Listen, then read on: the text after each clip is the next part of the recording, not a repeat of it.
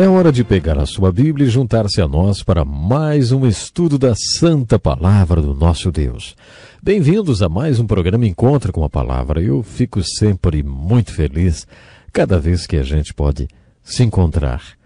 Abra sua Bíblia no livro de Juízes. No estudo de hoje vamos estudar cada um dos juízes, começando pelo juiz chamado Otoniel.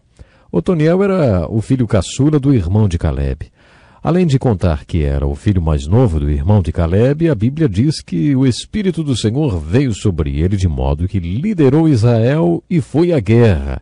O Senhor entregou o exército inimigo nas mãos de Otoniel e Otoniel prevaleceu contra ele. Essa expressão, o Espírito do Senhor veio sobre ele, é encontrada em toda a Bíblia. Outra maneira de dizer isso é, ficou cheio do Espírito. Nas epístolas do Novo Testamento, recebemos a ordem de sermos cheios do Espírito. O que isso significa? Muitas pessoas possuem o que denominam de teologia líquida, como se suas vidas fossem um copo e o Espírito Santo fosse um líquido. Elas acreditam que podem ter um pouco ou mesmo um pouquinho mais do Espírito.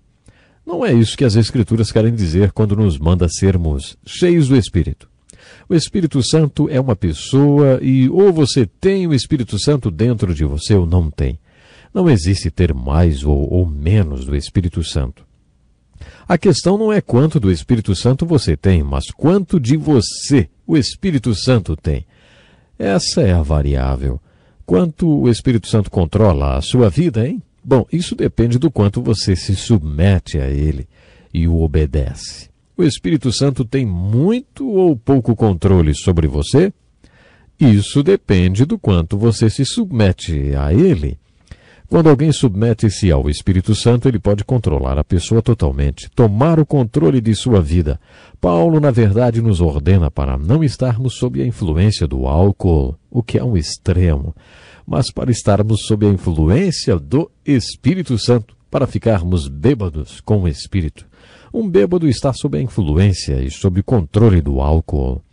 É possível ficarmos sob a influência do Espírito dessa mesma forma, tão controlados pelo Espírito, ao ponto de sermos cheios do Espírito Santo. É isso que essa expressão significa.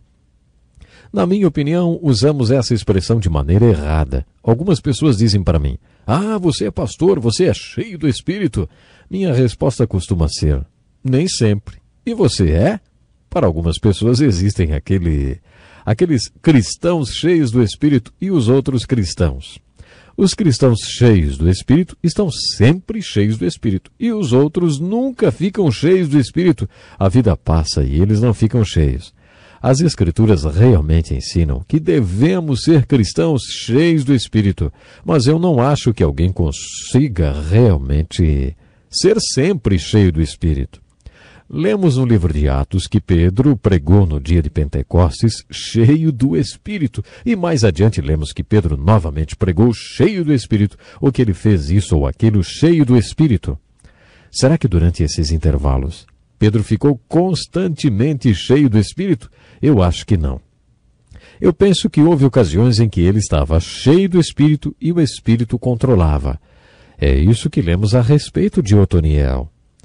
Essa era a única coisa que contava a seu favor e a única coisa que fez dele um libertador. O Espírito tomou controle dele. E mais uma vez observamos a verdade que Deus tem prazer em usar gente comum e fazer coisas extraordinárias através delas, porque o seu Espírito está no controle. Encontramos essa mesma verdade em Eude. Eude era canhoto. O povo tinha sido conquistado pelos Moabitas. Um rei chamado Eglon tinha conquistado o povo de Israel. Naquele tempo, quando uma nação conquistava outra, impunha-lhe impostos altíssimos. Eude foi nomeado para liderar a delegação que ia à capital de Moabe pagar os impostos de Israel. Essa era uma experiência muito humilhante. Eude foi ao palácio de Eglon e pagou os impostos. A Bíblia diz que antes de sair para essa missão, Eude amarrou uma espada de 2 gumes de 45 centímetros em sua coxa direita, porque ele era canhoto. Isso significa que quando ele puxou a espada, o fez com a sua mão esquerda. Aparentemente as pessoas que iam ao palácio passavam por uma revista. Elas usavam capas, mantos e mais um monte de coisa. Pode ser que os seguranças apalpassem as pessoas em busca de objetos escondidos, mas fariam isso no lado esquerdo, porque normalmente era esse lado que as pessoas destras carregariam a espada. Mas não esqueça, Eude era canhoto, e ele amarrou a sua espada de apenas 45 centímetros em sua coxa direita. Talvez ele tenha observado o procedimento da segurança e aparentemente passou despercebido.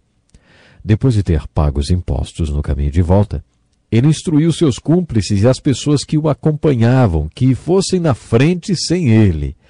Ele falou: "Eu preciso voltar. Deus quer que eu faça algo." Então Eude voltou à presença do rei Eglon, que, segundo as escrituras, era muito gordo. Ele se apresentou ao rei e disse: "Tenho uma mensagem de Deus para você." Então, com sua mão esquerda, puxou a espada e matou o rei.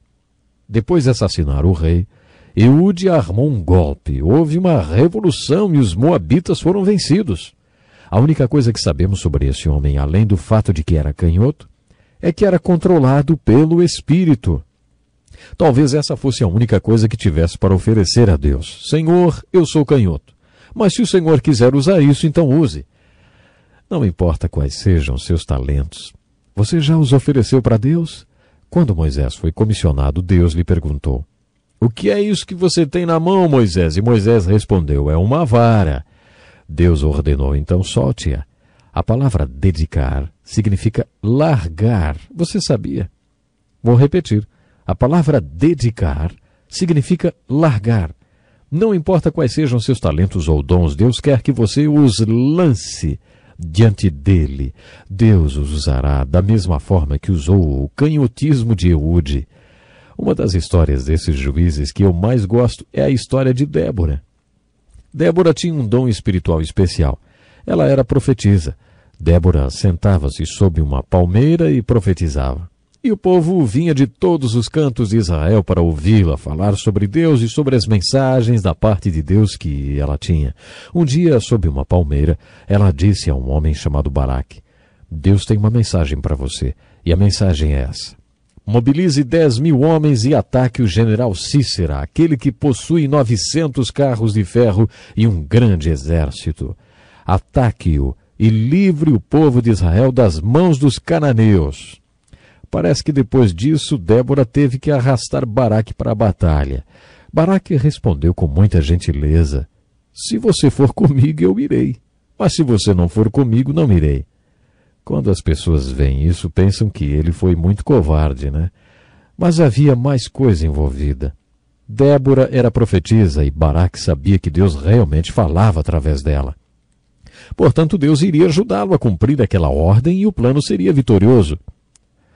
Talvez ele tenha dito aquilo para Débora a fim de testar se ela realmente acreditava que aquela mensagem era de Deus, e por isso disse: "Você vem e marcha conosco." Débora concordou, mas disse o seguinte: "Eu estou avisando, vou com você, mas ficará registrado na história que o povo foi libertado pelas mãos de uma mulher." Ela mostrou que acreditava na sua profecia. É interessante notar que a profecia se cumpriu.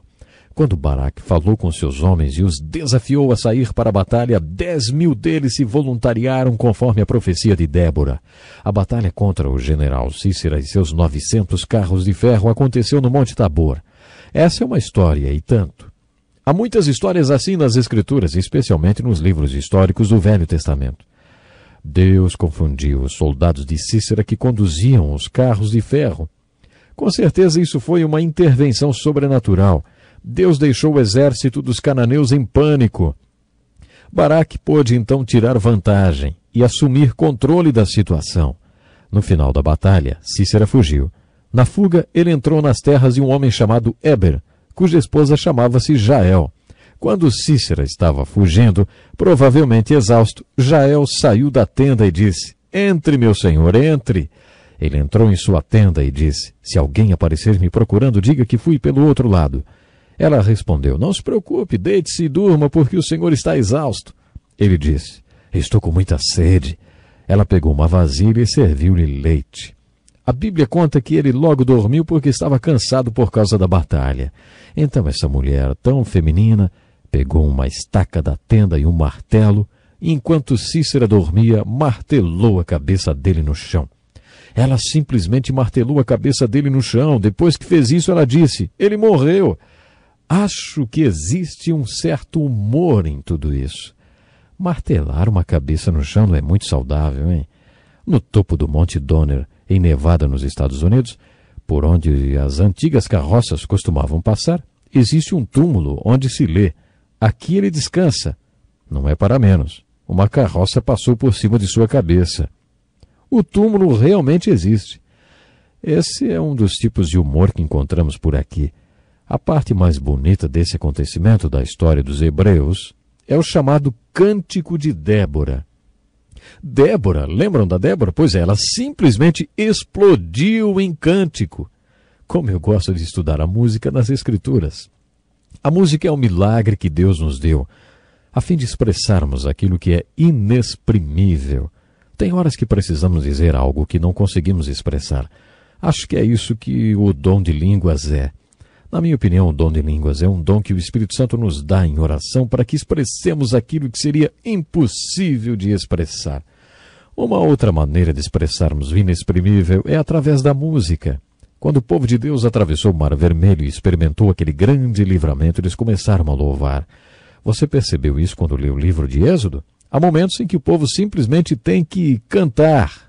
A música é essencial quando o povo de Deus está sofrendo. Antes de Jesus sair para a cruz, a última coisa que ele e seus discípulos fizeram foi cantar. A Bíblia diz: eles cantaram um hino e saíram. Há uma linda música no capítulo 5 do livro de Juízes, chamado O Cântico de Débora. Esse cântico é um lindo exemplo do povo de Deus expressando o inexprimível em um momento de vitória através da música. Podemos fazer muitas aplicações do livro de Juízes. Lembre-se que a mensagem básica desse livro é a apostasia e suas terríveis consequências. Depois de termos visto essas aplicações biográficas estudando a vida dos juízes, fazemos esta aplicação. Deus usa pessoas simples. Deus tem prazer em usar pessoas simples e comuns, como você e eu. Ele amou usar aquelas pessoas simples e comuns para fazer coisas extraordinárias. Não esqueça, Deus quer usar você hoje. Pense nisso. E até o nosso próximo encontro com a palavra. Este é um estudo escrito pelo Dr. Dick Woodward, na voz do pastor Edson Bruno.